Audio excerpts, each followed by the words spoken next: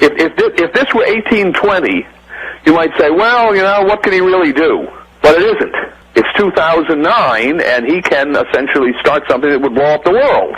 So we're not playing games here. The stakes are so high that the facts have to come out, and the sooner they come out, the better, because the longer they as I said, the longer this thing percolates, the more things will have been done by the administration and by Congress that have to be reversed. I hear you. Because every bill that he would sign, if we prove him a fraud, regardless of when, every bill is not worth the paper it's written on. Is that correct? He wouldn't even have to be a fraud. We wouldn't have to prove that it was a fraud. He's just ineligible. Every one of those bills is invalid. Okay, and now I got a question I want to ask you about this. Assuming that we prove that he's ineligible, what about all these cabinet appointees? Well, if you read the Constitution, where do they come from? They come from the appointment by the president with advice and consent of the Senate, so there has to be a president. So their appointments are no good. It's the president. It's not. The Constitution doesn't say somebody who we think is president, or someone who's sitting in the Oval Office or whatever. It says the president. And if a man is not eligible to be the president, that's the end of the discussion. He's not the president. There is no president. I understand. The man who signed those documents and appointed these people, he had no more authority than some bag woman taken off the streets of New York. Or than I would, or than you would, if we happened to be sitting in the Oval Office. Would we have any authority to sign those documents? I understand what you're saying. Listen, Morgan has a question from one of our hosts that's not going to be here tonight. And, Morgan, can you read that question to Dr. Vieira? And then after the bottom of the hour, we're going to take some calls, Doctor, if that's all right with you. Sure. Yes, Dr. Vieira. Good evening. I talked to you earlier, I think, on the phone this afternoon. Yes. But I'm Morgan, co-host. And Ken from Arkansas, he's one of the other hosts, I think, on Wednesday night, had asked me ask you a couple of particular questions. And he was wanting to, see what your opinion may be on these. And the first is, if the Chief Justice Roberts knowingly swears in a non-citizen, is he breaking his oath of office, and is the Constitution dead in Washington? Well, the Constitution is never dead. I mean, the law is not dead because people violate it. If it were, then I guess the laws against bank robbery would be dead, because these things happen all the time, or stick-ups or whatever you want to call it. The question, of course, becomes, does Justice Roberts know that what he's doing is illegal, unconstitutional? Does he have sufficient knowledge so that he's acting in reckless disregard of... I mean, let me put it this way. I'm not going to put myself into Justice Roberts' mind here. If I were the Chief Justice of the United States, and I had read in the media, seen in the media, all the material, or a good fair amount of the material that had been out there raising this question, and I, of course, as the Chief Justice of the Supreme Court, would have seen a lot of the paperwork that was coming up in cases such as D'Onofrio and Berg have set up there. So I would have seen an official capacity as well, looking at their arguments here. I would be very concerned about this, and I think I would have gone to Mr. Obama and said, look, let's get this on the table. Because if it isn't on the table by the 20th of January, I'm not going to be there to swear you in. I have enough information to make myself very uncomfortable about doing this, and I am not going to give you the imprimatur of legitimacy by having me swear you in. You get somebody else in the Supreme Court maybe to swear you in, get your wife to swear you in, I don't care what, but I'm not going to be there until I see this documentation in front of me. Well, that's a great answer. I'm sure that Ken appreciated that. It was a second part to that, and this is just, I guess, more of an opinion of what you might think. And Ken wanted me to ask you on this one is if so and everything, he can go ahead and swear him in and everything, or knowing he's not a natural-born citizen, will our Constitution still be alive in the hearts and souls of Americans? Well, there's your problem. We have a lot of people apparently out there to whom this issue has been raised, and the response is, well, who cares? He was elected by X million people, and he's going to do these wonderful things, and that's good enough. So in that sense, I would say with respect to those people, at least at this point in time, they don't care about the Constitution. It's a meaningless piece of paper to them. And that's peculiar because it's only through the Constitution that the man is even claiming to be president.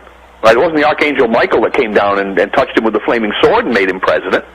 It's the Constitution that made him president, assuming he's eligible. Right?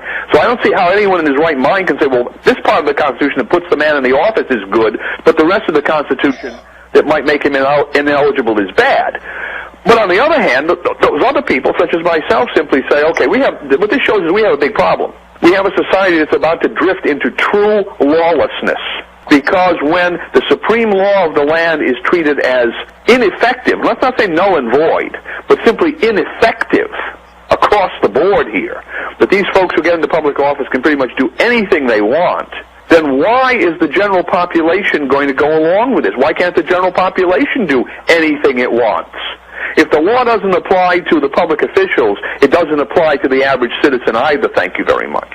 That's the anarchistic situation, and historically, when that kind of mentality becomes sufficiently widespread, the social and political structures break down, and you go into what's truly called extremism. That's when you go, in ancient history, it's when you go from the Roman Republic to the Caesars to the Praetorians. That sequence, and then eventually the barbarians come in and destroy you from the outside. So we are now at the breakdown of the Roman Republic. We're about to go from the Roman Republic to the Caesars, at which point the Roman Senate, which was really their big constitutional body, their important constitutional body, but the Roman Senate is now going to become, or our Constitution is going to become ceremonial in the same way that the Roman Senate became ceremonial, and the power is going to drift into the hands of these demagogue-type figures. Well, that's the beginning of the end, or it's a couple steps further than the beginning. So that means that people who still believe in the Constitution, who still believe in the maintenance of a society ruled by law that will maintain liberty and economic prosperity, have got a lot more work to do than ever before. Okay, Dr. Vieira, hold it right there. We're fixing to take a break. We'll be back in a couple minutes, and we'll be taking y'all's phone calls. The name is Edwin Vieira, V-I-E-I-R-A. The address is 52 Stonegate, one word, Stonegate Court, Front Royal, two words, Front Royal, Virginia, 22630. Price of the book is $19.95. Constitutional Homeland Security. Folks can also get it, on Amazon.com. Isn't everything on Amazon.com, but it costs more there. And I don't think I'll be able to sign it because it comes out of a book distributing house and you get it from Amazon. So if they send it to me, they pay less, and if they indicate that it's coming from this radio show, I'll put a signature on it. Okay, folks, you heard it. All right, now let's go to our callers. Liz, you're on the line with Dr. Edwin Vieira. What's your question for us? And before you take off, I want to tell you, folks, we're going to limit this to one question because there's so many of you wanting to talk to Dr. Vieira. Okay, Liz? Okay. Well, you had to tell me that now. But anyway. I know how you gals are. If I just leave you alone, y'all take up the rest of the show. Well, my concern has been that either our Senate is really sneaky or really ignorant because of Senate Resolution 511 that attempted to amend the Constitution to let John McCain run, and the new resolution, which I don't know the number, that they're trying to allow more than 2 terms for the president, and the fact that people have contacted their senators and representatives, and apparently they have their own interpretation of what natural-born citizen is. It seems to me that these people need to have some kind of education before they take office, or, I don't know if they're just stupid or ignorant, or it's very frustrating that they don't seem to know the law, and they're supposed to be there representing us under the law. Well, that's right. Running quickly through those resolutions, the first one dealing with McCain was simply unconstitutional. The Senate can't determine what that constitutional term means. The second one, I think they're asking for an actual constitutional amendment to allow a president to have more than 2 terms. In terms of the education of these people, of course, if you look at the education of the average American in constitutional law and American political history, it's highly deficient. I went to Harvard Law School, and in our course in constitutional law, we were never required to actually sit down and read through the entire Constitution. So you tell me whether that's an appropriate way to teach or to learn, certainly, constitutional law, not to be required to read the actual document. What we need to do here is to recognize that those folks that go to Congress or the state legislatures, it's a peculiar situation because they take an oath of office to support the Constitution. How can you take an oath of office honestly to support something that you don't understand?